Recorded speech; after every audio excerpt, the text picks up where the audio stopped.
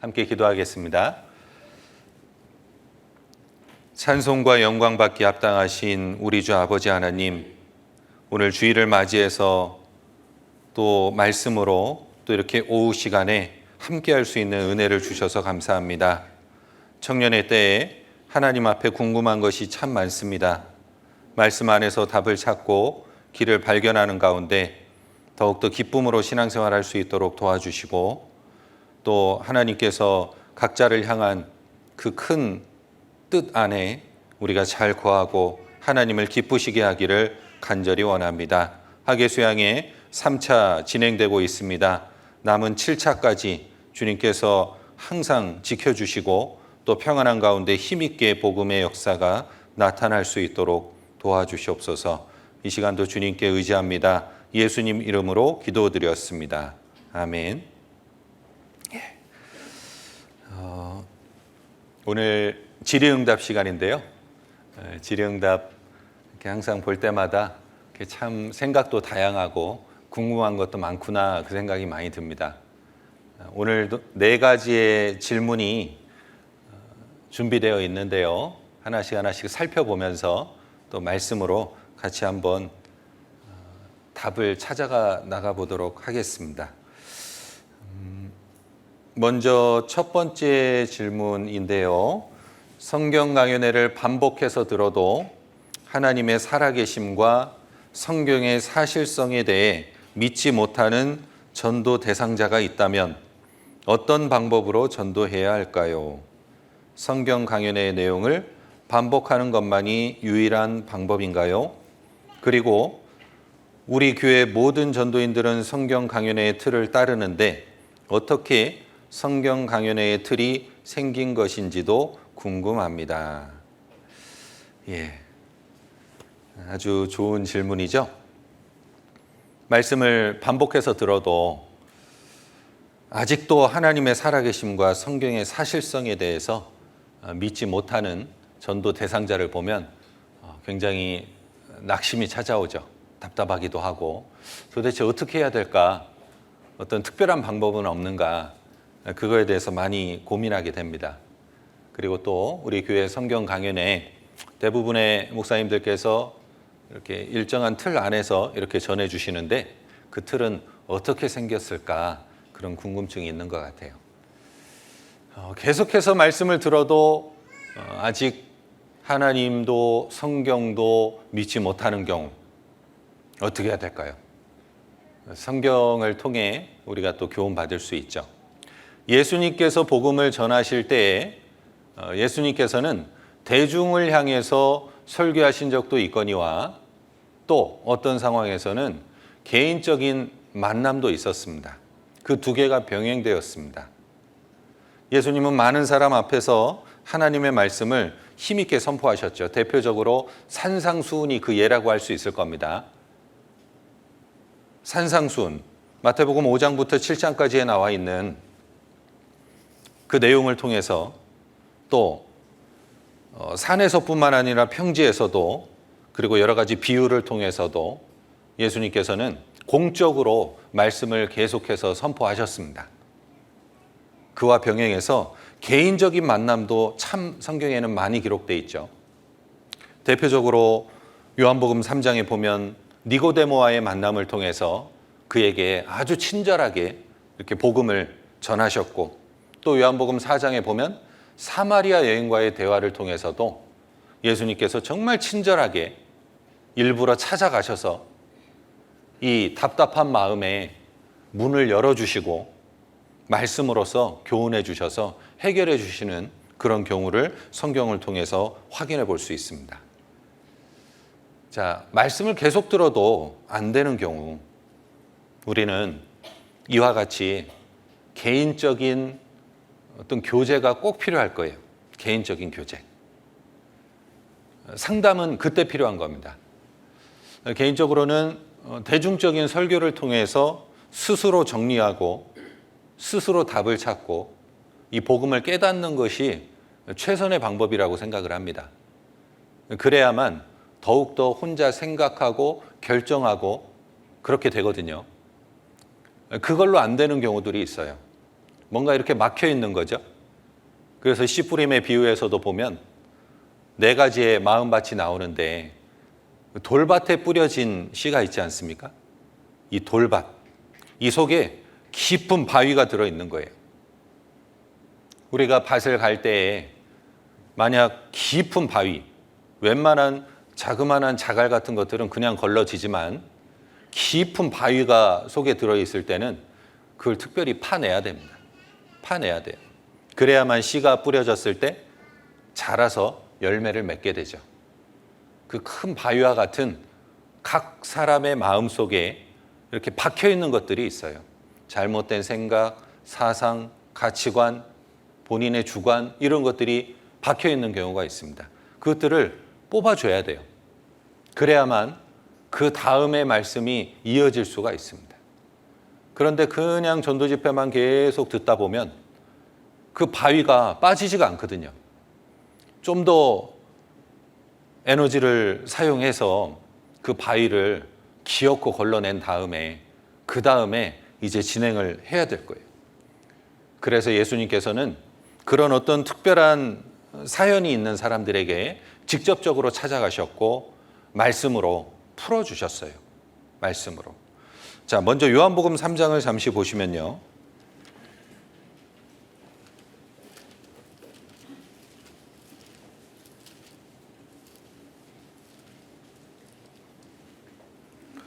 요한복음 3장 1절에 바리새인 중에 니고데모라 하는 사람이 있으니 유대인의 관원이라. 그가 밤에 예수께 와서 가로되 랍비야 우리가 당신은 하나님께로서 오신 선생인 줄 아나이다. 하나님이 함께 하시지 아니하시면 당신의 가시는 이 표적을 아무라도 할 수 없음이니이다. 예수께서 대답하여 가라사대 진실로 진실로 내게 이르노니 사람이 거듭나지 아니하면 하나님 나라를 볼 수 없느니라. 유대인의 관원 니고데모라는 사람이 밤에 예수님께 조용히 찾아왔죠. 그는 예수님에게 자신의 마음을 이야기한 적이 없습니다. 그런데 예수님께서 단번에 알아보시고 먼저 말씀하시는 거예요. 사람이 거듭나지 아니하면 하나님 나라를 볼 수 없느니라. 이 니고데모의 마음을 간파하고 계셨던 거죠. 그래서 쭉 설명을 하십니다. 니고데모는 여전히 알아듣지 못했어요. 니고데모가 가로되 사람이 늙으면 어떻게 날 수 있삼나이까? 두 번째 못대에 들어갔다가 날 수 있삼나이까? 예수께서 대답하시되 진실로 진실로 내게 이르노니 사람이 물과 성령으로 나지 아니하면 하나님 나라에 들어갈 수 없느니라. 자, 거듭나야만 하나님 나라를 볼 수 있다 말씀하셨지만 니고데모는 아직 깨닫지 못했습니다. 예수님께서 자상하게 풀어주시는 거예요. 그래서 그 마음 저변에 깔려있는 그 바위와 같은 것들을 잘 파서 꺼내줄 때에 그 영혼에 진정으로 말씀이 들어가고 심겨지고 자라서 열매를 맺게 됩니다. 자, 여기 4장도 보시죠. 4장에 너무나 유명한 장면이죠. 이 사마리아 여인과의 대화를 통해서도 예수님께서 이 여인이 너무나 목말라 하는 걸 아셨어요. 영혼의 목마름이었습니다. 14절에 내가 주는 물을 먹는 자는 영원히 목마르지 아니하리니 나의 주는 물은 그 속에서 영생하도록 솟아나는 샘물이 되리라.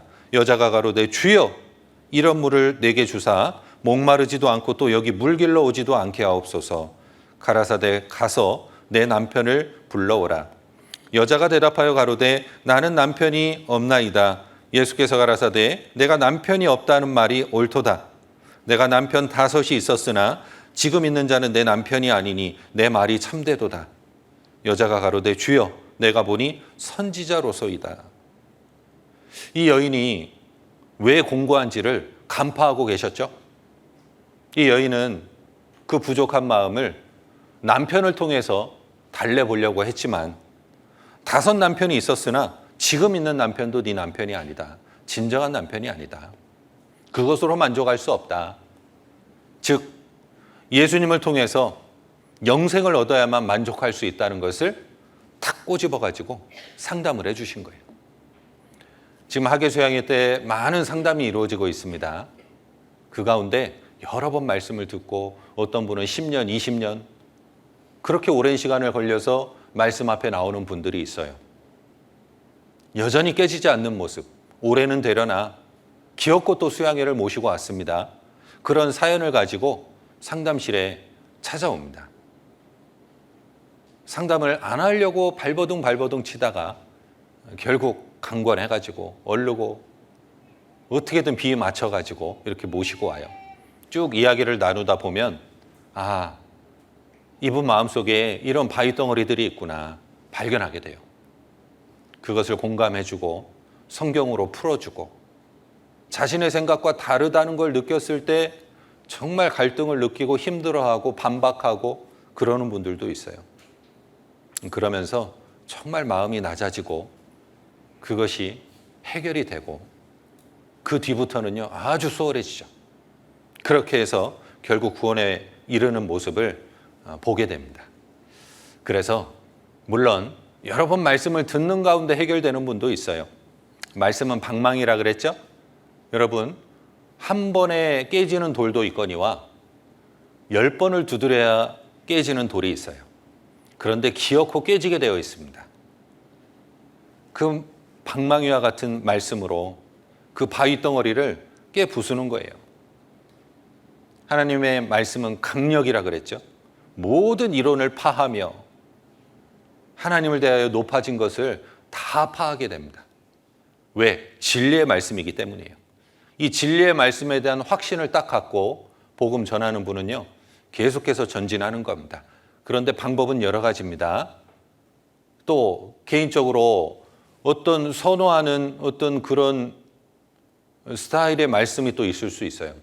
우리 교회의 장점이 무엇입니까? 많은 전도인들의 말씀들이 있고 그 각자의 환경과 또 여러 가지 배경에 따라서 이렇게 좀 깊게 설명하는 분야가 다 다를 수 있어요. 그러면서 거기를 통해서 깨질 수 있기도 하고 또 개인적인 상담 이걸 통해서 그것들이 탁 해결되면 결국 구원에 이르는 모습을 봅니다. 물론 그 영혼에 큰 바위가 없을지라도 어떤 낮아지지 않은 높아진 마음 때문에 그럴 수도 있죠. 그래서 아직 때가 아니기 때문에 하나님께서 기다리게 하시는 경우도 있습니다. 그럴 땐 좀 더 기다리면서 인내심을 갖고 계속 전하는 거예요. 항상 전도할 때도 이 무변화의 시험이 제일 어렵죠. 여리고성을 돌 때에도 그랬지만 변하지 않는 대상자를 보면서 실은 전하는 사람이 너무 지치는 경우가 많아요. 자기 마음을 잘 살펴보면서 기어코 구원에 이를 때까지 포기하지 않고 전할 때 구원에 이르는 경우를 우리가 많이 볼 수가 있습니다. 그래서 여기 전도서 11장에 보면요.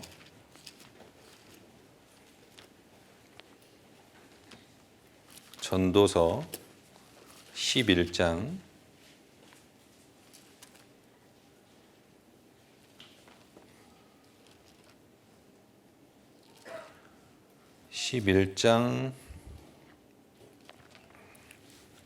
1절입니다. 너는 내 식물을 물 위에 던지라. 여러 날 후에 도로 찾으리라. 7에게나 8에게 나누어 줄지어다. 무슨 재앙이 땅에 임할는지 내가 알지 못함이니라. 구름에 비가 가득하면 땅에 쏟아지며 나무가 나무로나 북으로나 쓰러지면 그 쓰러진 곳에 그냥 있으리라. 풍세를 살펴보는 자는 파종하지 아니할 것이요 구름을 바라보는 자는 거두지 아니하리라. 바람의 길이 어떠함과 아이벤 자의 태에서 뼈가 어떻게 자라는 것을 내가 알지 못함같이 만사를 성취하시는 하나님의 일을 내가 알지 못함이니라. 6절은 같이 읽겠습니다. 너는 아침에 씨를 뿌리고 저녁에도 손을 거두지 말라. 이것이 잘 될는지 저것이 잘 될는지 혹 둘이 다 잘 될는지 알지 못함이니라. 전도할 때에 한 영혼을 두고 너무 집중한 나머지 이 영혼을 해결해야만 이제 그 다음이 된다라는 생각에 거기에만 너무 매여 있는 경우를 봐요. 그러나 이 말씀에 토하면 그러지 않아야 됩니다. 이렇게 쭉 내가 하나님께서 전도의 기회를 주실 때 여기에도 저기에도 쭉 뿌리는 거예요. 그러다 보면 내가 생각지도 못한 상황에 또 뿌렸던 씨에서 생명이 탄생하기도 합니다. 그래서 하나님의 뜻을 우리가 알지 못해요. 그 하나님의 뜻을 기다리고 인내하면서 7에게나 8에게 나눠주는 거예요. 그러면 하나님께서 때가 이름에 거두게 하십니다. 그 가운데 많은 인내가 필요하고 또 계속된 기도 부탁, 끊이지 않는 기도, 그 영혼을 끝까지 챙기고 사랑하는 마음, 그럴 때 그 영혼이 결국 구원받게 된다는 것을 우리가 알 수 있습니다. 자, 그리고 성경 강연의 전달 방식은 이 틀은 어떻게 생겼냐? 아마 사무엘 학교 졸업자 같아요. 그죠? 그러니까 이런 것도 좀 고민하고 어떻게 이렇게 틀이 생겼을까 고민하죠. 이 틀은요, 성경에서 왔습니다. 우리 교회의 모든 모임의 방식과 설교하는 방식 전부 다 성경에서 왔습니다. 어떤 개인의 생각이 아닙니다. 주 안에서 자연스럽게 닦여진 길이에요.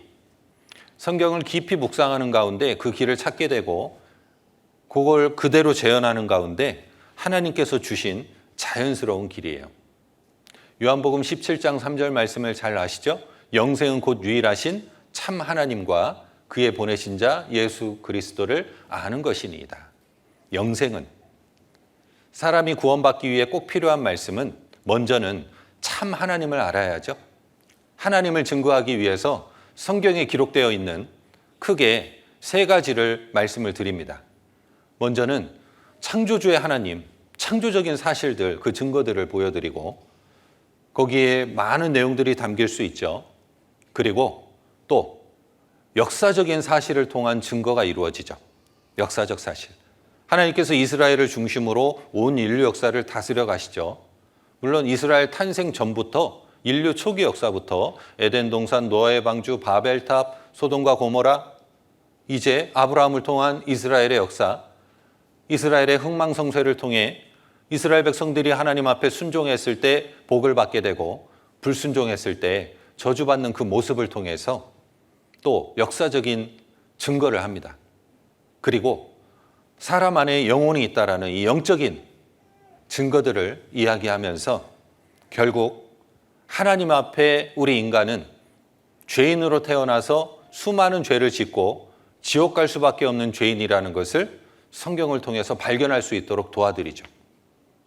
그 후에야 이제 예수님을 알게 됩니다. 예수님이 누구시고 나를 위해서 무슨 일을 하셨는지를 성경을 통해서 각자가 깨닫게 되면서 구원에 이르게 되죠. 이것은 성경의 기본적인 베이스입니다. 큰 틀 안에서 그 옛날 초대교회 때 또는 선지자들이 전했던 그 방식대로 전할 수밖에 없게 되어 있는 거예요. 대표적으로 가깝게는 사도행전 17장에 보면 사도 바울이 아레오바고 광장에서 그 많은 그리스 아테네 철학자들 앞에서 하나님을 증거하게 되죠.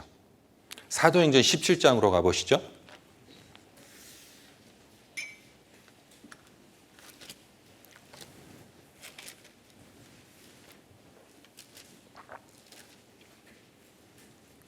사도행전 17장 16절입니다. 바울이 아덴에서 저희를 기다리다가 온 성에 우상이 가득한 것을 보고 마음에 분하여 회당에서는 유대인과 경건한 사람들과 또 저자에서는 날마다 만나는 사람들과 변론하니 어떤 에비구레오와 스토이고 철학자들도 바울과 쟁론할세 혹은 이르되 이 말쟁이가 무슨 말을 하고자 하느뇨 하고 혹은 이르되 이방신들을 전하는 사람인가 보다 하니 이는 바울이 예수와 또 몸의 부활 전함을 인함이러라. 자, 여기에 많은 에피쿠로스와 스토아 철학자들도 있었습니다. 금욕주의자들, 쾌락주의자들. 그 철학자들 앞에서 이제 사도 바울이 하나님을 증거하게 돼요. 22절에 보시면 바울이 아레오바고 가운데 서서 말하되 아덴 사람들아 너희를 보니 범사에 종교성이 많도다. 내가 두루 다니며 너희의 위하는 것들을 보다가 알지 못하는 신에게라고 새긴 단도 보았으니 그런즉 너희가 알지 못하고 위하는 그것을 내가 너희에게 알게 하리라. 내가 진짜 신 하나님을 증거해 보이겠다 라고 말하면서 24절에 우주와 그 가운데 있는 만유를 지으신 신께서는 천지의 주재신이 손으로 지은 전에 계시지 아니하시고, 이 창조주 하나님을 증거하는 거예요. 내가 진짜 신을 너희에게 알게 하겠다. 창조주, 우주와 그 가운데 있는 만유를 지으신 신, 창조주를 증거하고 있죠. 그 창조주와 함께 26절에 인류의 모든 족속을 한 혈통으로 만드사 온 땅에 거하게 하시고 저희의 연대를 정하시며 거주의 경계를 하나셨으니. 자, 이와 같이 인류 역사에 대해서 설명하기 시작하는 겁니다. 한 혈통으로 만드사. 아담부터 쭉 설명을 했을 거예요. 이와 같이 역사적인 증거를 그들에게 자신 있게 전파하는 거예요. 그리고 이제 이스라엘 역사를 통해서 쭉 역사를 또 이야기할 수 있겠죠? 그 대목은 스데반의 설교를 통해서도 우리가 확인해 볼 수 있습니다. 7장으로 가시면요. 7장. 사도행전 7장.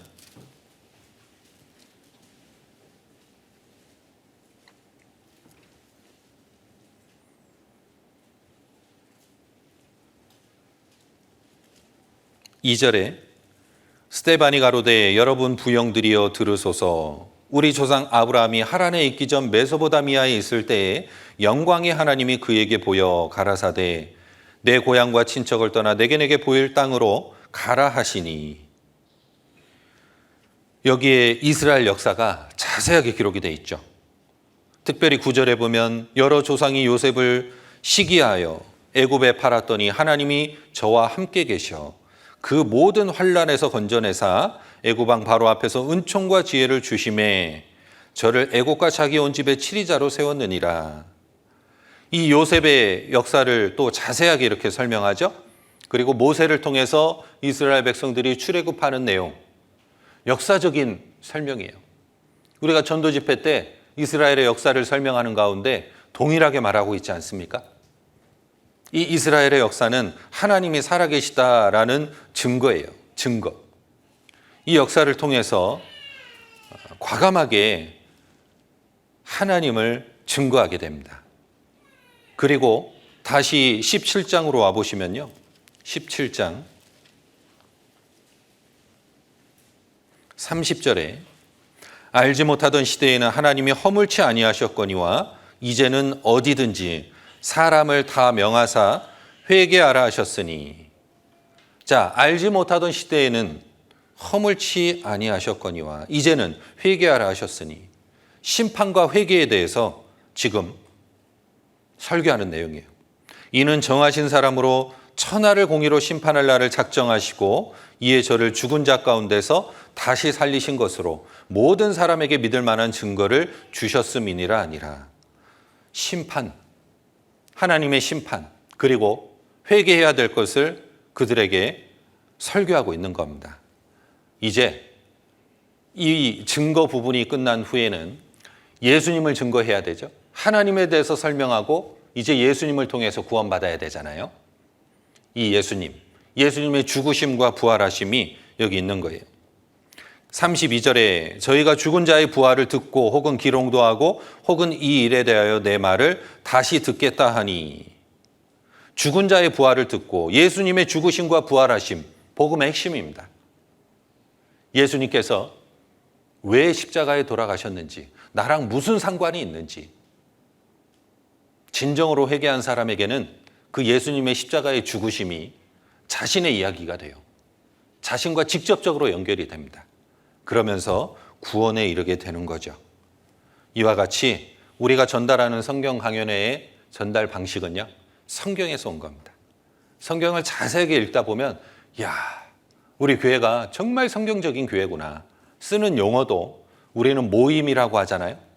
청년의 모임, 구역 모임, 회별 모임, 이것도 아주 성경적인 거예요. 예배라고 하지 않지 않습니까? 저희가 모일 때 찬송시도 있고 우리가 모였을 때 찬송도 부르고 말씀도 있고 서로 떡을 떼는 교제도 있고 초대교회 때 모습이 우리 교회를 통해서 그대로 재현되고 있는 거예요. 성경을 깊이 연구해 보면 우리 교회에 대한 확신이 더 생기고 참 감사하게 돼요. 우리 시대에 좀 혼란스러운 것들이 하나 있습니다. 정리돼야 될 것들이 있죠. 구원받은 지 얼마 안 된 분들이 특히 이제 기성교회 다녔던 분들 또 그렇지 않은 분들 그런 생각들 한 번쯤 해봤을 거예요. 더더욱이 어렸을 때부터 우리 교회만 있었던 분들이 들었던 생각 중에 하나가 이 다른 교회들과 우리가 도대체 무슨 차이가 있길래 그래서 때로는 뭐 이상한 이야기도 듣고 도대체 무엇 때문에 그럴까? 여러분, 정통파 교단이라고 하는 교회들 대표적으로는 감리교, 장로교, 침례교, 성결교 성경이 가르치는 교리와 그 복음이 일치하는 교회들을 정통이라고 하고 성경과 위배되는 그런 가르침 그것을 이단이라고 합니다. 이단. 성경과 일치되느냐가 너무 중요한데 대부분의 어떤 교리책들 또 그 교회의 가르침 이런 것들을 보면 성경적으로 다르지 않은 정통적인 교리를 갖고 있는 교회들도 많아요. 그런데 무슨 차이가 있느냐? 교리는 성경적으로 정리가 되어 있는데 그것을 지식으로 알 뿐 혹은 제대로 알지도 못할 뿐 구원을 받아본 경험이 없는 그런 사람들이 대다수예요. 우리 교회는 처음에 오자마자 성경 강연회를 통해서 복음을 자세하게 들려주죠. 누구든지 처음 와도 하나님을 믿을 수 있을 정도로 너무나 논리적이고 체계적으로 성경 강연의 말씀을 쭉 전합니다. 반복해서 전합니다. 그분이 구원에 이를 때까지. 교회 다니다 보면 되는 게 아니고 구원부터 받게 도와주는 거예요. 제일 중요한 거니까요. 죽어가는 사람을 살리고 봐야 될 거 아니에요? 살리기도 전에 마음 편하게 해라, 좋은 얘기해주고 위로해주고 의미 없는 거예요. 그래서 정말 생명이 있는 교회는 그 생명을 살리고자 하는 거기에 모든 초점이 다 맞춰져 있습니다. 그러다 보니까 성경 강연의 말씀을 계속해서 들려주고 어떻게든 구원받도록 복음을 너무 강조하잖아요. 복음의 교리는 갖고 있지만 깨닫지 못한 사람들은 그게 너무 싫은 거예요. 니네만 특별하냐? 그러면서 시기 질투하고 막 잘못됐다고 이야기하고 그런 경우를 허다하게 보는 거예요.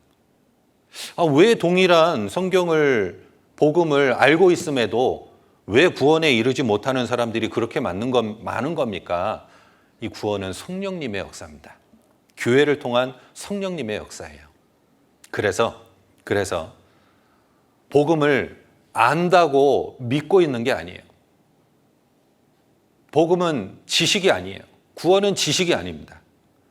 대부분의 사람들이, 교회 다니는 사람들이 교회 안 다녀도요, 예수님이 온 세상 죄 십자가에서 피 흘려 용서해 주셨다. 이거 다 알아요. 다 알아요. 근데 자기랑 아무 상관이 없는 거예요. 우리가 예를 들면 두리안이라는 과일이 있죠. 두리안. 과일의 왕이라고 하나요? 두리안. 드셔보셨어요? 드셔보신 분과 드셔보시지 않은 분이 있을 거예요. 이 구원은 확실한 경험입니다. 두리안에 대해서요, 배우면 잘 설명할 수 있어요. 어떻게 생겼고 속에는 또 어떤 구조를 이루고 언제 열매를 맺고 맛은 어떻고 배워보면 다 알 수 있어요. 그런데 먹어보지 않으면 절대로 모르는 거예요. 그 차이입니다. 그 차이예요. 복음에 대해서 줄줄줄줄 꿰다고 구원받았다고 할 수 없죠. 정말 이 안에 성령으로 인쳐진 사람, 참으로 나와 연결된 사람, 그 사람이 진짜 구원이에요. 우리 교회는 그런 분들이 대다수입니다. 대다수예요. 우리가 배우고 듣고 믿고 확신에 거한 이곳에 확신을 가지고 힘있게 살아가면 조금도 부족함이 없을 겁니다. 지금도 수양회장에서 구원의 역사가 계속 나타나고 있습니다. 너무 감사한 거예요. 지난주에도 1차 수양회 때 참여한 분을 또 계속 말씀 듣게 하면서 상담하고 했는데요. 딱 구원을 받는 거예요. 얼마나 감사한지. 이제 내 마음이 이루어졌다고, 깨달아졌다고. 그렇게 구원받으라고 하는 게 무슨 말인지 몰랐는데 이제 알겠다고. 확실한 경험이기 때문입니다. 자, 그리고 두 번째, 어렸을 적부터 신앙생활을 하고 있는 청년입니다. 그간 신앙생활을 해오며 수많은 더 잘해보자, 더 마음을 들이는 삶을 살아보자 다짐하고 다짐했음에도 매번 무너지고 제자리 같은 나의 신앙생활을 보면 주님의 은혜를 이 정도밖에 보답하지 못한다는 생각에 낙심되고 내가 무가치하고 배은망덕한 사람으로 느껴집니다. 삶을 변화시키는 것은 과연 무엇일까요? 아주 포괄적인 질문이죠. 어릴 적부터 신앙생활하고 있는 분들 중에 이런 고민을 또 하는 분들이 참 많을 거예요. 정말 말씀 들으면 또 격동이 되고, 그래, 내가 이렇게 살면 안 되지. 주님을 위해서 열심히 살아야 되겠다. 다짐하지만 또 무너지고 또 무너지고, 그런 자신을 발견하게 되지 않습니까? 누구든지 이런 고민에 한 번쯤은 자기 자신을 돌아보는 경우들이 있었을 거예요. 자, 왜 자꾸 무너질까요? 자, 주님의 은혜에 보답하며 살고 싶은데 자꾸 낙심되는 상황이 왜 올까요? 끊임없이 나를 괴롭히는 죄 때문일 거예요. 죄. 그 죄로 인해서 힘을 잃어버리고 정말 주님을 위해서 열정을 다해서 살고 싶은 마음의 원은 아주 간절하나 육신이 너무나 약해서 자꾸 넘어지는 경우, 죄가 자꾸 나를 엄습해 오는 경우, 그 경우 참 힘들죠. 갈라디아서를 한번 보시죠. 갈라디아서 5장 16절입니다.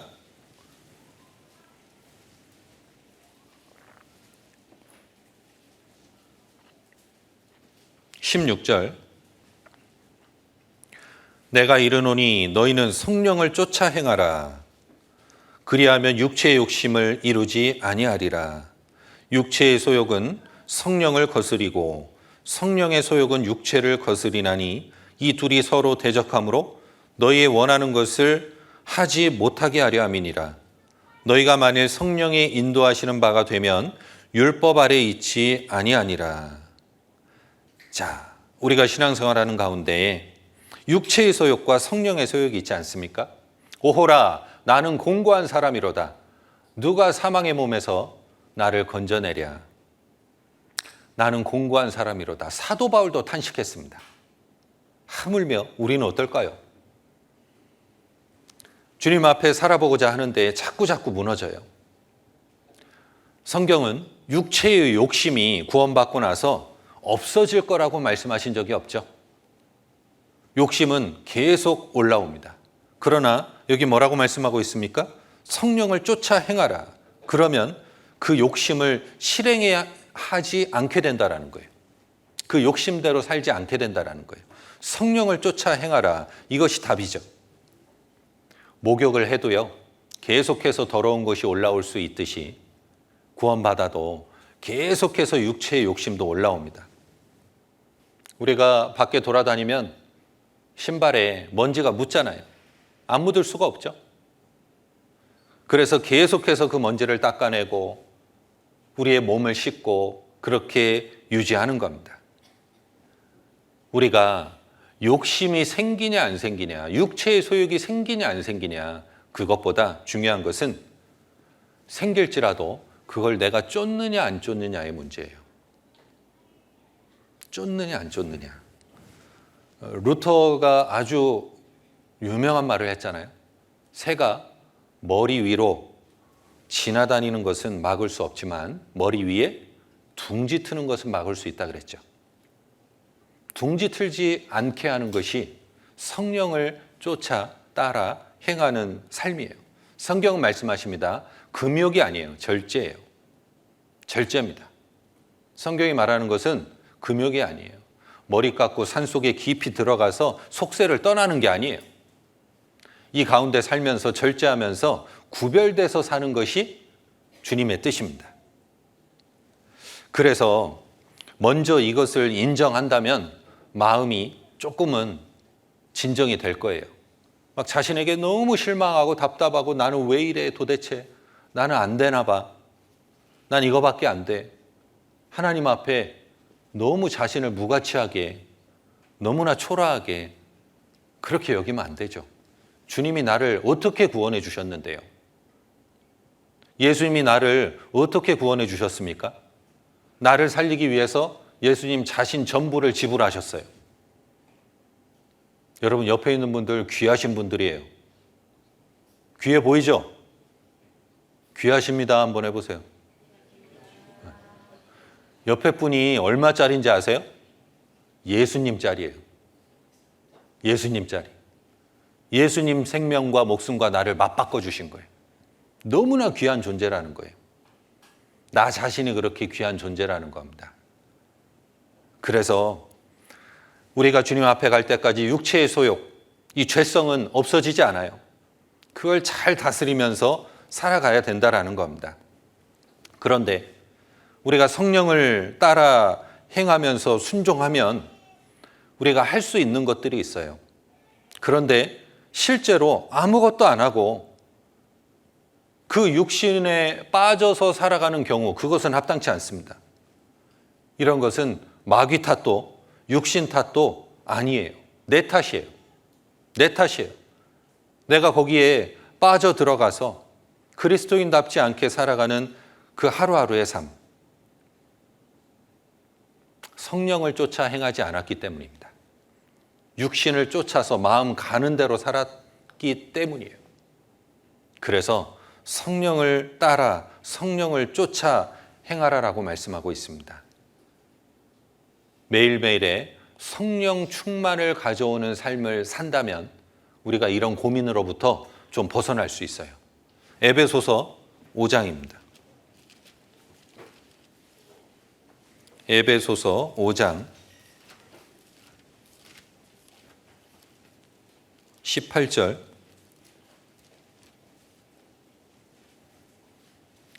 술 취하지 말라. 이는 방탕한 것이니 오직 성령의 충만을 받으라. 성령의 충만을 받으라.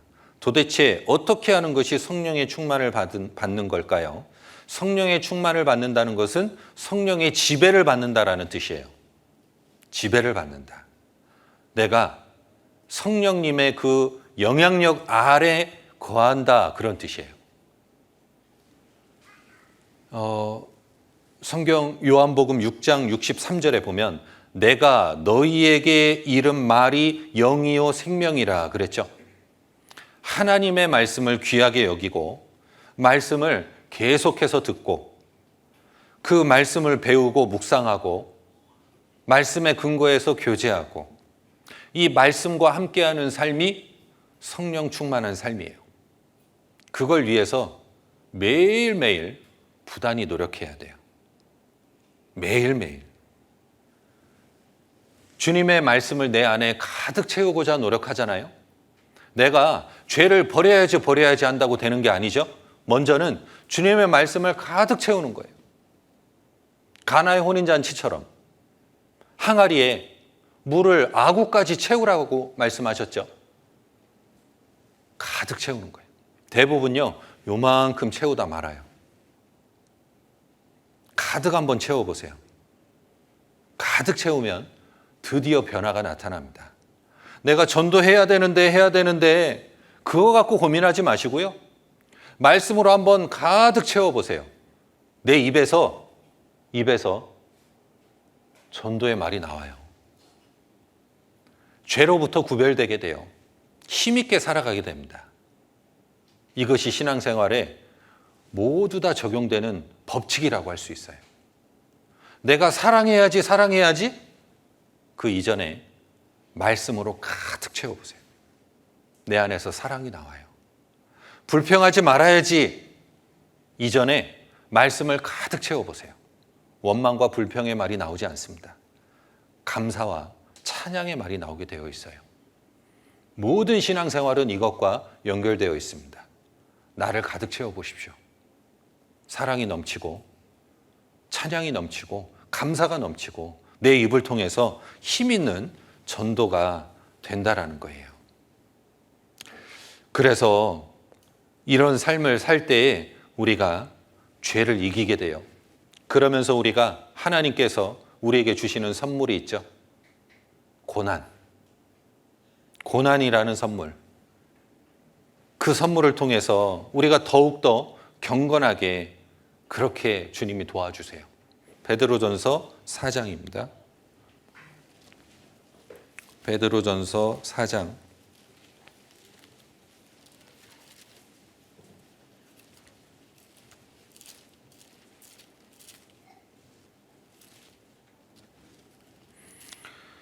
베드로전서 4장 1절입니다. 같이 읽겠습니다.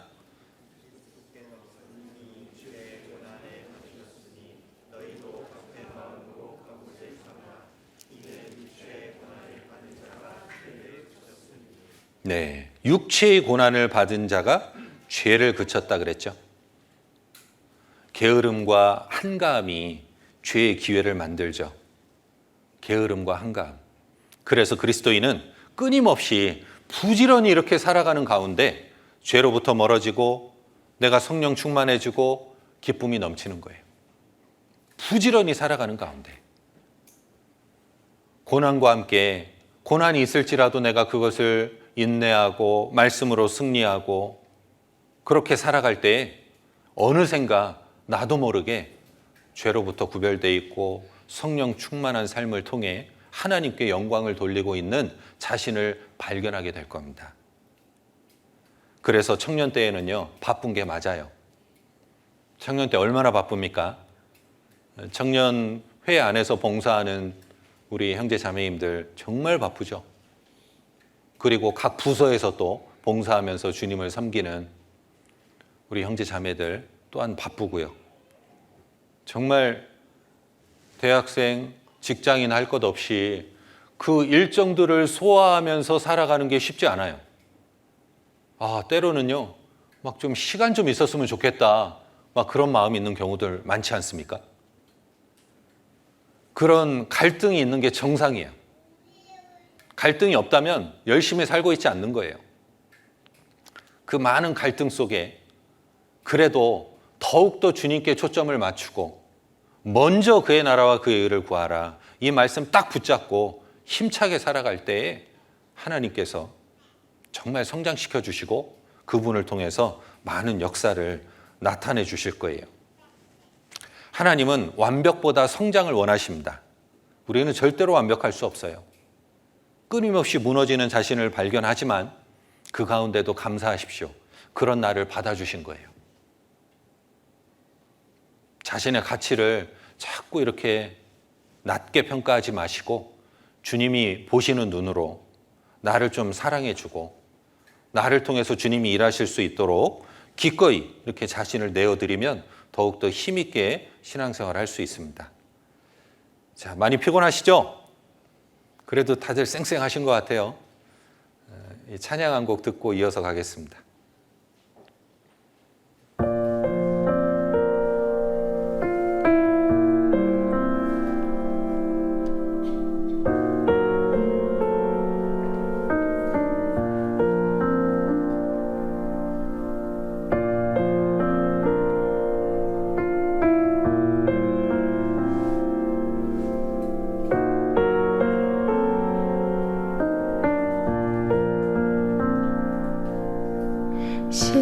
실수하여 힘을 잃고 피곤하여 지칠 때 자신에게 실망하여 고개가 떨궈질 때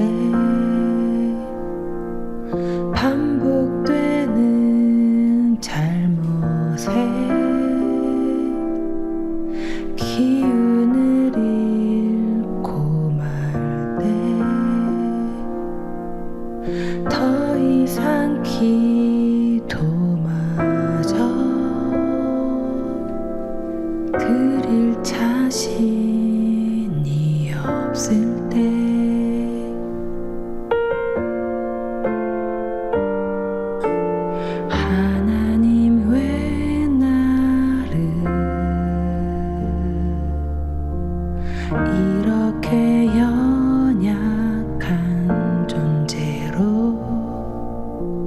지으셔서 나를 낭만케 하시나요? 내가 내 안에 착한 일을 시작했노라. 또한 내가 이루리라. 너의 영혼 낭망치 말고 나를 바라라. 너를 아름답게 하리라.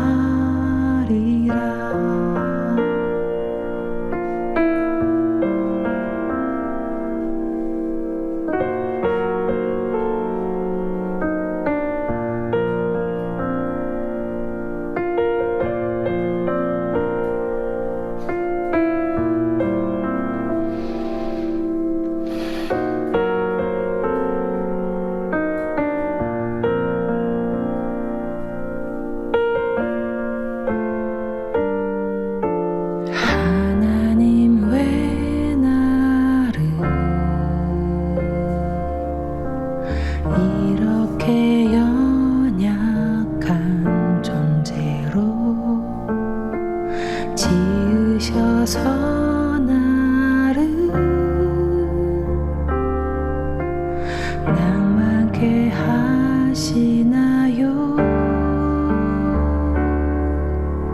내가 내 안에 착한 일을 시작했노라. 또한 내가 이루리라. 너의 영혼 낭망치 말고 나를 바라라. 너를 아름답게 하리라. 내가 내 안에 착한 일을 시작했노라. 또한 내가 이루리라. 너의 영혼 낭망치 말고 나를 바라라. 너를 아름답게 하리라.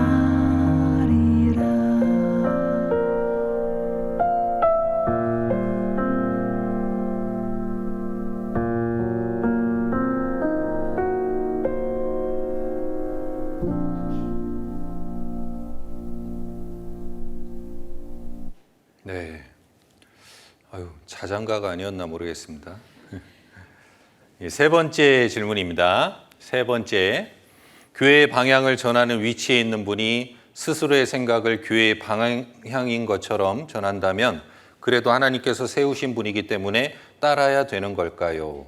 어이구, 우리 임원분들 지금 잠이 확 깨죠?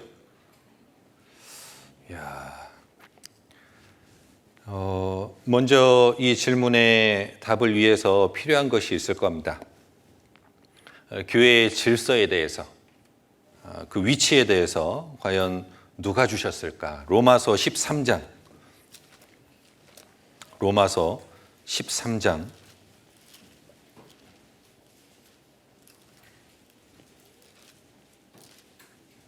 1절입니다. 13장 1절. 각 사람은 위에 있는 권세들에게 굴복하라. 권세는 하나님께로 나지 않음이 없나니 모든 권세는 다 하나님의 정하신 바라. 하나님은 교회 안에서 또 가정 안에서 사회에서 그 권세를 통해 위치와 질서를 잡으셨습니다. 하나님께서 부여해 주셨다라는 거예요. 그래서 우리가 잘 아시는 바와 같이 교회 안에서, 가정에서, 사회에서, 학교에서, 직장에서 어느 곳에서든지 그 질서의 위치를 잘 지키는 것이 굉장히 중요한 거예요. 그것이 그리스도인다운 모습입니다. 그걸 망각하면 아주 혼란스러워져요. 그리스도인은 위정자들에 대해서도 함부로 말하면 안 됩니다. 그 위치와 질서 속에서 내 위치 가운데에서 말을 조심해야 될 필요가 있어요. 교회 안에서도 마찬가지입니다. 하나님께서 많은 기도와 교회 안의 교제를 통해서 질서를 세우셨습니다. 각 부서마다 교회적으로 담임 목사님 이하 또 전도인실이 있고 교구가 가정과 같은 교구가 쫙 편제되어 있고 또 회별로 또 나뉘어져 있고 봉사부서로 나뉘어져 있고 곳곳에 하나님이 세우신 위치가 있어요. 그 위치 안에서 내 분량에 맞게 살아가는 것, 조심하는 것, 그것이 굉장히 중요한 거예요. 그것이 무너질 때 우리의 신앙생활은 혼란스러워지고 많은 문제가 발생하게 됩니다. 이 전제 조건이 확실해야 돼요. 그래야만 교회가 평안해지고 하나님께서 교회를 세워나가십니다. 에베소서 4장을 보시죠. 에베소서 4장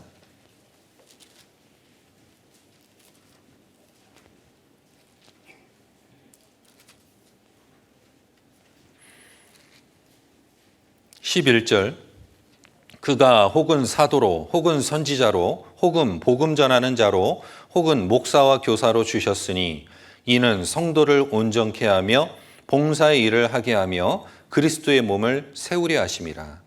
교회 안에 많은 지체가 있습니다. 질서 속에 그 지체들을 통해서 하나님께서 교회를 세워나가시는 거예요. 위치와 질서, 그 권위는 섬기라고 주신 겁니다.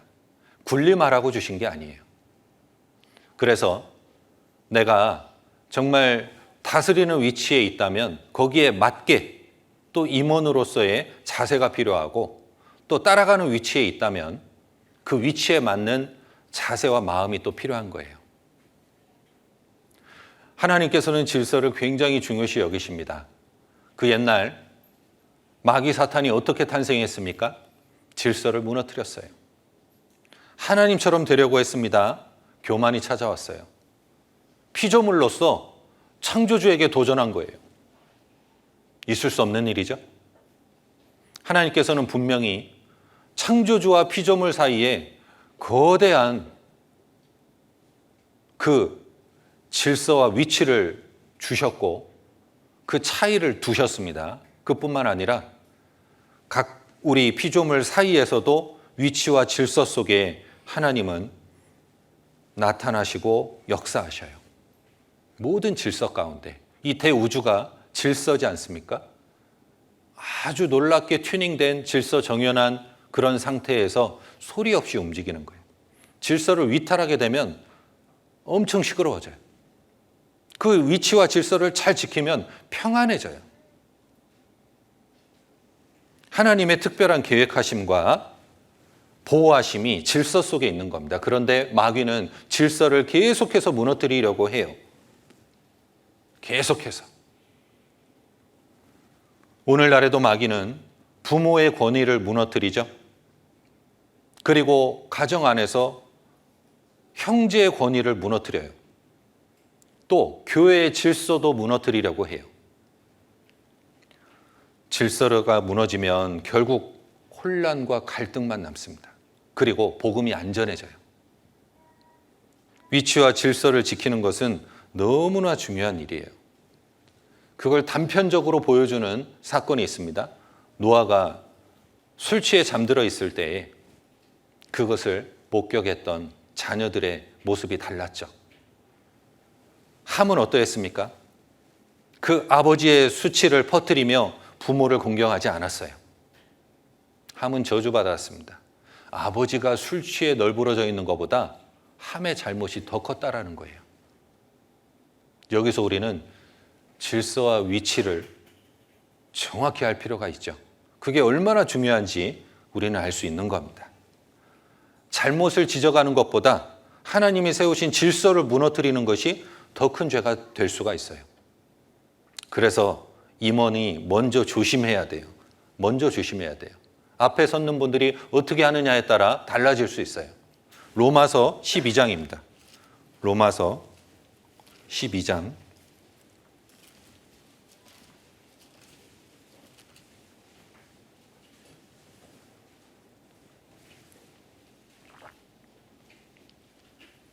12장 3절입니다.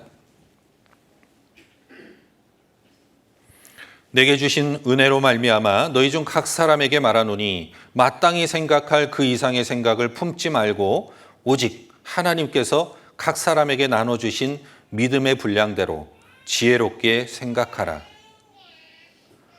하나님께서 각 사람에게 나눠주신 믿음의 분량, 직분과 은사를 뜻합니다. 거기에 맞게 생각하고 행동하라는 거예요. 그래서 내 위치에 벗어나는 생각과 말, 이 언행이요, 문제가 될 수 있어요.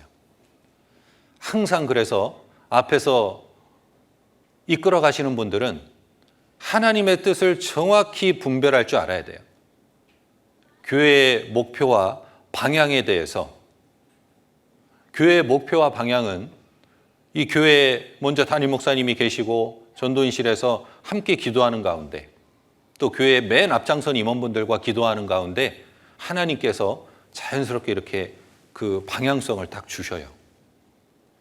그것을 이제 교회적으로 선포하게 됩니다. 각 부서별로, 회별로 그 선포되는 것들을 주의 깊게 살피고 거기에 최대한 초점을 맞춰서 같은 보조로 나아가야 돼요. 같은 보조로. 청년회 안에서도 마찬가지일 겁니다. 회장님께서 어떤 결정한 방향이 있다면 모든 부서가 거기에 초점을 딱 맞춰가지고 같은 방향으로 가야 될 거예요. 같은 방향으로. 그렇게 될 때 교회가 하나가 되고 힘있게 복음이 전해지는 거예요. 그런데 마귀는 여기에서 항상 틈타요. 여기에서.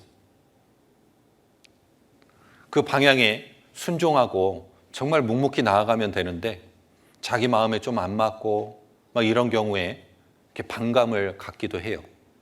뿐만 아니라 사랑의 눈이 아니라 판단의 눈이 딱 생기면 뭔가 조금만 이렇게 어긋나는 것 같아도 마음에 문제가 돼버려요.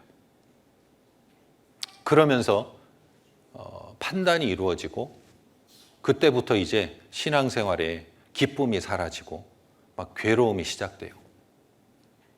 물론 앞에 있는 분들이 방향성과 전혀 다르게 그렇게 나아갈 때에는 어떻게 하면 될까요?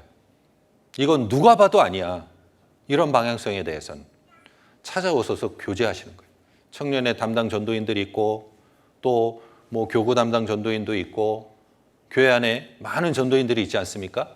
오셔서 같이 교제하시는 거예요. 따지고 판단하는 게 아니라 와서 교제하다 보면 간혹 내가 오해한 부분도 이해하게 되고 설령 문제가 있다면 다시 교제해서 방향을 잘 설정할 수 있도록 도와줄 수 있습니다.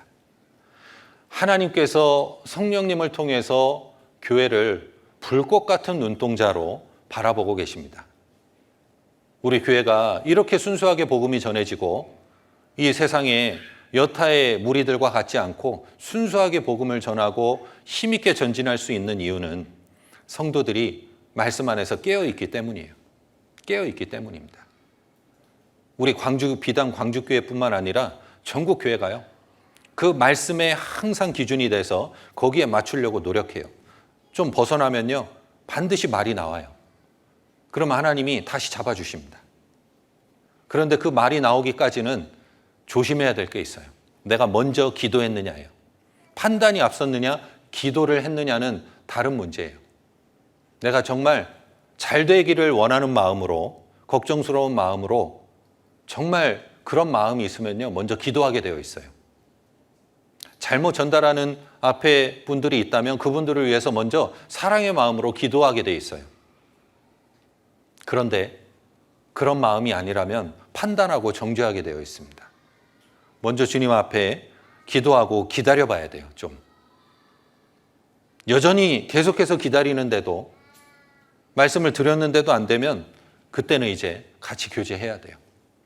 교회는 열려 있습니다. 언제든지 찾아와서 같이 교제하고 하는 가운데 그 방향이 말씀으로 탁 초점이 맞춰질 수 있습니다. 그렇게 해서 먼저 이 질서 안에서 모든 것들이 이루어지고 평안 가운데 이루어지기를 주님은 원하시는 거예요. 그래서 이 성전을 재건할 때에도 망치 소리가 들리지 않았잖아요. 하나님의 교회가 세워져 나가는 데 있어서 막 소리가 나면 안 되는 거예요. 소리가 나면 안 돼요.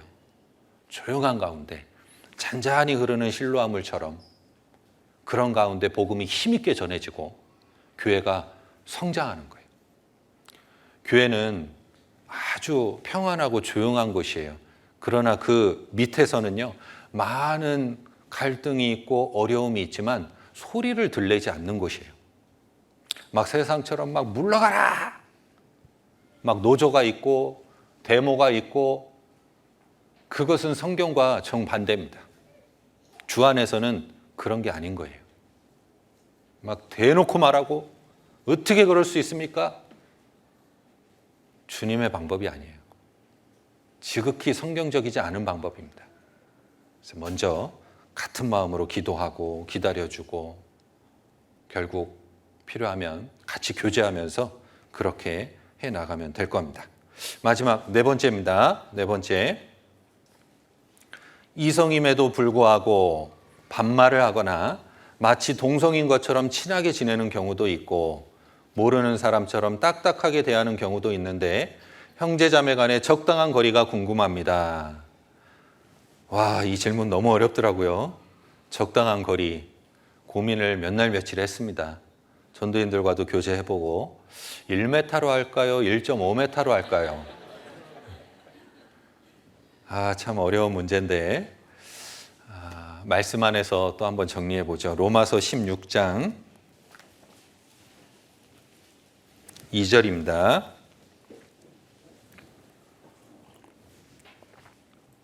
(16장 2절) 같이 읽겠습니다.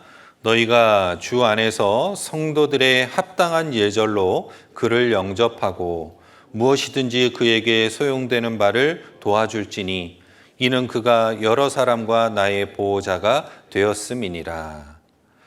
성도들의 합당한 예절로, 이 성도들의 합당한 예절이 바로 답인데, 구체적으로 어떻게 해야 될지 좀 고민해보죠. 성도들의 합당한 예절, 우리가 에티켓이라고도 하죠. 형제자매 간에 지켜야 할 예절이 있습니다. 그것이 바로 적당한 거리라고 할 수 있을 거예요. 이 합당한 예절은 적당한 거리가 또 필요합니다. 아주 적당한 거리. 적당한 거리는 호칭과 존댓말에서 시작됩니다. 이 거리는 물론 심리적인 거리를 말할 거예요. 호칭과 존댓말, 너무 중요한 거예요. 광주교회 어린이집 출신, 그 용어가 있던데, 광어출? 나는 광어인 줄 알았어. 광어출? 처음 들어봤어요. 광어출. 어린이집 출신, 야, 정말 그 코흘리게부터 평생을 같이 지냈습니다. 그러다 어느덧 벌써 청년이 되었어요. 너무 익숙하죠? 너무 친근하죠? 세상 친구보다 더 가깝고 너무 친근해요. 이것이 중고등부 때 딱 정리됐으면 좋았는데, 여전한 친근감으로 이제 호칭과 이 존대가 안 나오는 거예요. 공개석상 공식적인 자리에서는 뭐 그렇게 하는 분은 없을 거예요. 근데 사적인 자리에서 이렇게 3, 4, 5 있을 때는 이제 무장 해제가 돼버려요. 그러면서 야, 누구, 언니, 뭐 이런 식으로 형, 동생하고 이렇게 하게 되죠. 물론 정말 가족처럼, 가족 형제지간에 뭐 청년 때까지는 뭐 존댓말 안 하지 않습니까? 이제 중년 이상 되면 자연스럽게 존댓말로 가는데, 그런 친근감으로 하게 돼요. 그런데 그때 마귀가 틈타는 거예요. 명심하셔야 돼요. 별로 좋아 보이지 않아요. 별로. 옛날에 한 청년이 고민스러워서 찾아왔어요. 막 교회 봉사장까지 했던 집사님이, 광주교회 얘기 아닙니다. 뭐 우리 청년들 볼 때 그렇게 반말을 해요. 누구야 누구야 얌마 점마 하고 막 아들처럼 딸처럼 여겨가지고, 본심은 그게 아닌데, 그런데 듣는 청년 입장에서는 별로 안 좋은 거예요. 제가 중고등학생들한테도 누누이 물어봐요. 여러분에게 반말하는 어른이 좋아요? 친근하고 막 반말 아들처럼, 아니면 여러분에게 존댓말 써주고 형제님 자매님 해주는 그런 어른이 좋습니까? 다 두 번째라 그래요. 여러분, 적당한 거리는 호칭과 존댓말에서 시작되는 거예요. 이것만 잘 지켜도 많은 이성 문제에서 탈피할 수 있어요. 호칭과 존댓말. 히브리서 2장입니다. 2장 11절.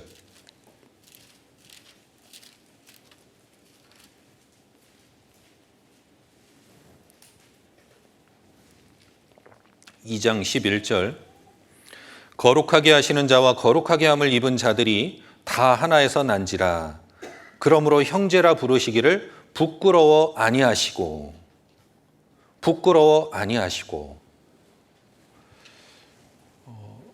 저도 광어출은 아니지만 그 정도의 버금갑니다.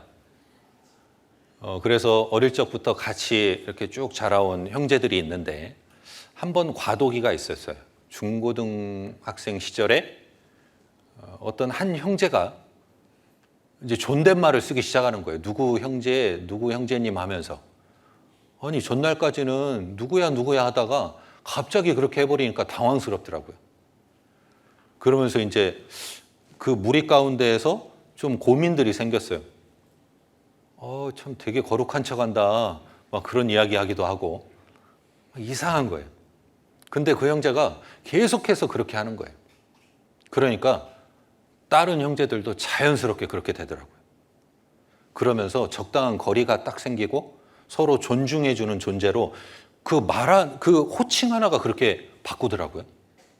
그 존댓말 하나가 그렇게 바꾸더라고요. 정말 우리가 상대방을 존중한다면 말을 놓지 못하죠. 부부 사이에도 마찬가지죠. 부부가 이제 처음에는 좀 거룩한 척 하잖아요. 결혼 초에는, 신혼 초에는. 아직 내 내면이 다 드러나지 않았어요. 그런데 좀 시간이 지나면서 이제 볼 것 안 볼 것 다 보면서 그때부터 이제 말이 편해져요. 그러면서 이제 문제가 생깁니다. 이 말이라는 게요, 그 심리적 거리를 결정해요. 그래서 반드시 형제 자매 간에, 또 형제 간에, 자매 간에도요, 이 호칭과 존댓말 사용하는 거, 요게 정말 중요해요. 자, 그래서 이제 구체적으로 이성 간에는 어떻게 거리를 잘 유지해야 될까? 이성 간에는 시대별로 좀 다를 수도 있지만 성도들에게 합당한 예절, 그 시대에 하나님께서 합당하게 여기시는 정도의 예절들이 있을 겁니다. 옛날에는요, 고민해야 되지 않은 부분을 지금은 고민해야 되는 시기이기도 해요. 대표적으로 스마트폰, SNS. 이 어떤 SNS 상에서도 우리가 조심해야 될 부분과 거리가 있어요. DM 있죠? DM. 형제와 자매 간에는 DM 보내면 돼야 안 돼요? 안 보내야 돼요. 네. 개인적으로 연락하는 일이 없어야 됩니다. 요즘은 그게 너무 쉬워졌어요. 그러면서 문제가 생겨요. 개인적으로 연락을 주고받고 하는 가운데 관심이 생기고 오해가 생기고 싹이 터버려요. 그래서 개인적인 연락 금지. 개인적으로. 공적인 연락은 물론 해야 되겠죠. 그런데 공적인 연락 이외에 개인적인 연락들 안 되는 거예요. 네. 개인마다 이성에 대해서 민감한 분이 있고 좀 둔감한 분이 있어요. 사정이 다 달라요. 그래서 서로 조심해 주는 게 너무 좋아요. 신체 접촉은 하면 될까요? 안 될까요? 신체 접촉. 이건 절대 안 되겠죠. 그죠? 절대 안 되는 거예요. 뭐 일부러 터치할 수는 없겠지만 그런 환경을 만들어도 안 돼요. 예를 들어 뭐 그럴 일은 절대 없겠지만 부서 안에서 뭐 같이 막 찬양 연습을 하는데 다 같이 막 손을 붙잡고 흔든다거나 돼요, 안 돼요? 전기 통하는 거예요. 큰일 나는 거예요. 몇만 볼트가 통해요, 그 순간. 안 되는 거예요. 옛날엔 그런 거 많이 했었는데 이상하더라고. 내가 뭘 했을 때 좀 이상하다 느껴지면 안 하면 돼요. 디모데후서 2장입니다.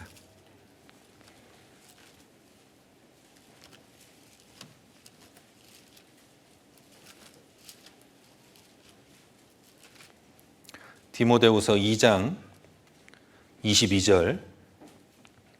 또한 내가 청년의 정욕을 피하고 주를 깨끗한 마음으로 부르는 자들과 함께 의와 믿음과 사랑과 화평을 쫓으라. 피하고, 제일 먼저가 피하고예요. 청년의 정욕은 피하고 봐야 돼요. 못 이겨요. 절대로 못 이겨요. 피하고 다 넘어져요.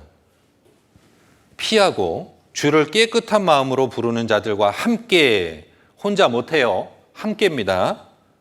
의와 믿음과 사랑과 화평을 쫓으라.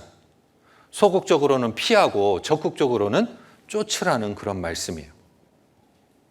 이것이 답일 거예요. 물론 참 이렇게 짠한 부분도 있어요. 우리 교회 청년 형제 자매님들 보면 어릴 적부터 정말 천연 기념물이죠. 도 닦으면서 지냈어요. 벌써 결혼할 때가 꽉 찬 분들도 많이 계시고, 정말 그렇게 자신을 지켜서, 세상에는 요즘에 뭐 초등학생들도 다 연애해요. 와, 세상에 이런 일이. 얘 사귀었다, 쟤 사귀었다, 난리도 아니에요. 그런데 지금 이 자리에 뭐 20대 후반, 30대 많잖아요. 그날까지 자신을 힘써 지켜온 거죠. 너무 잘하신 거예요. 너무 잘하신 거예요. 그러다 보니 하나님께서 정말 이 교회 가운데 정말 가정을 이루어 주실 때까지 기다리고 인내해야 되는데 그 시간이 결코 쉽지 않죠. 이 혈기왕성한 시기에 결코 쉽지 않아요.